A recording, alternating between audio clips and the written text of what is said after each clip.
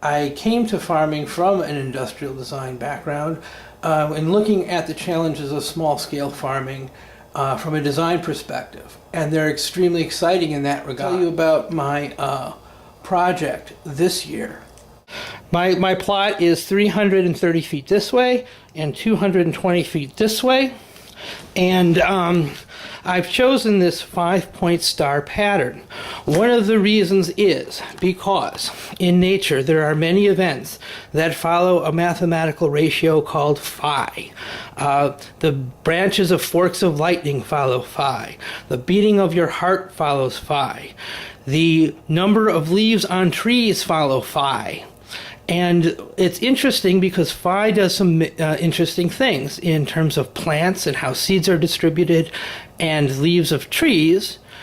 It makes the most amount of leaves on a tree, but it also allows the greatest amount of space for light for each leaf. Both things. And in this 5-point pattern, these ratios of the small arm to the long arm are always in phi. It also leads to something called close packing of spheres, which nature uses for seed heads, such as in sunflower seeds.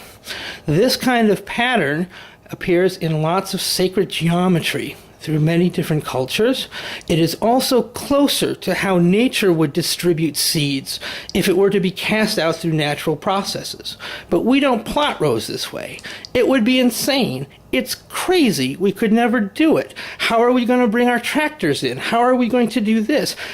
How would we organize these things? It looks like a confusing nightmare of a mess. And it is. It's tough.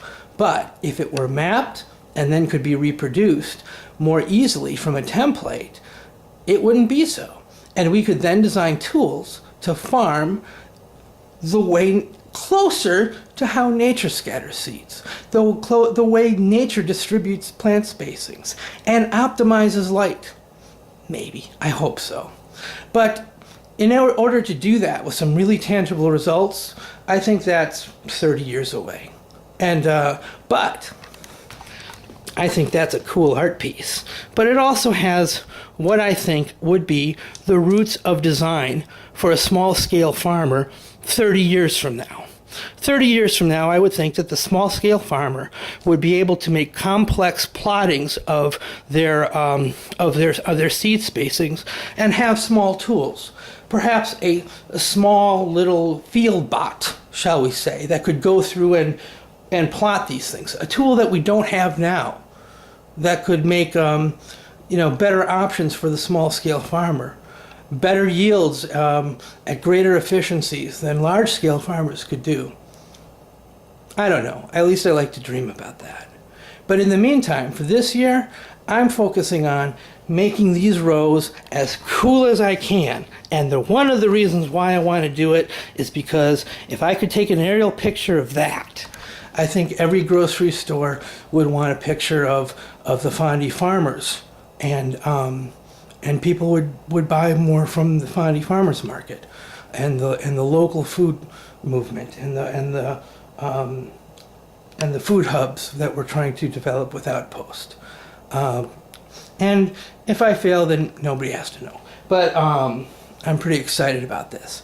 And actually, the way I'm going to build this, and I went last year into the center of the field and began building some of the structures.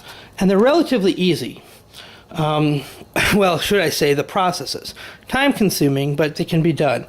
When I find a plot off of a compass heading this way and this way, I can find the center through the diagonals.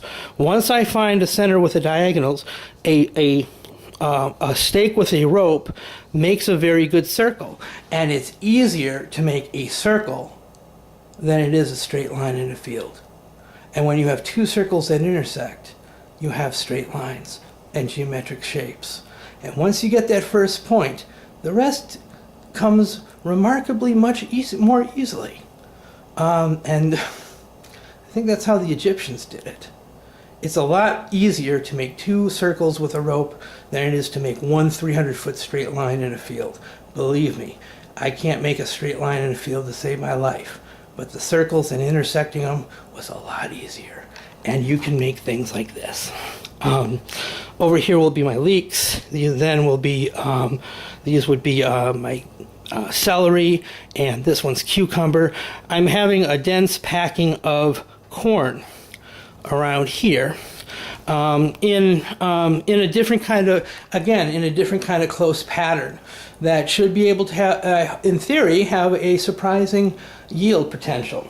I want to bring these kinds of rows down so that in each section a person could have a social space to the farm of winding through this kind of walking thing to the center, which many people enjoy these things called labyrinth walks, where they're a meditation walk to the center, representing the center of yourself. And the Navajo use these 5-point kinds of things in their sacred geometry because it follows the course of the sun in some very interesting ways.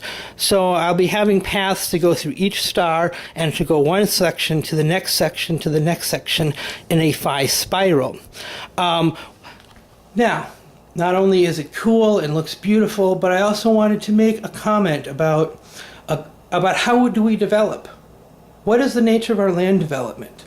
And because these things, it makes me think about that this area of the state was once the home of the Menominee people and the Sauk tribes. And I did some research on the Sauk tribes because in the Black Hawk Wars, and I was surprised to find that the tribe no longer exists. The federal government just decided that it should be part of the Mesawaki tribe and relocated to another state. And I'm sure the many native peoples know this very well, but I'm surprised to think that I don't know this, and ashamed. And in this area of Port Washington where there's urban sprawl, I wanted to make some kind of reference to the native tribes that should be here. You know, how we developed in the past through some really bad ways. How are we developing these ways? What will we learn from our past? So I've kind of invented like this symbol. This one is partly one that comes from the Sioux, which is the return of the warrior, to call their warriors home.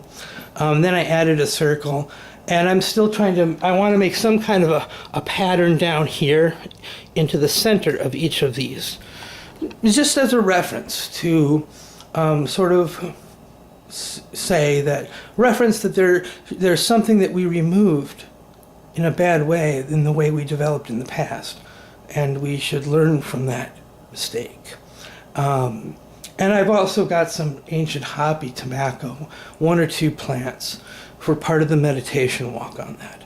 And I would hope that that reference might bring some thoughtful consideration to anybody who would come visit my farm.